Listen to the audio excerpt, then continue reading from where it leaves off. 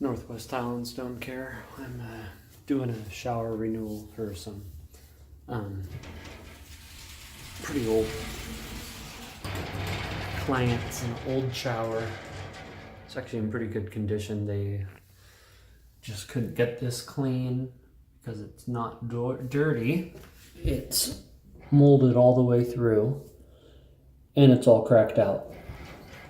I see a lot of videos of house cleaners and they think they're doing their clients a service by bleaching, and I guess if the main concern is getting it white, that's okay.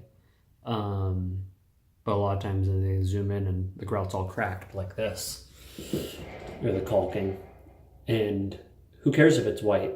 It's failed. It needs to be cut out and redone. At least that's my opinion. And make it brand new and replace it with a better product. Other thing is a lot of stuff won't come clean with a cleaner.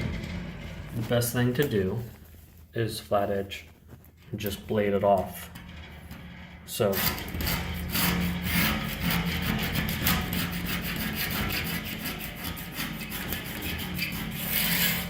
you can see that just tears it off. And I'll do that for probably 5 minutes or so. I'll be working on this.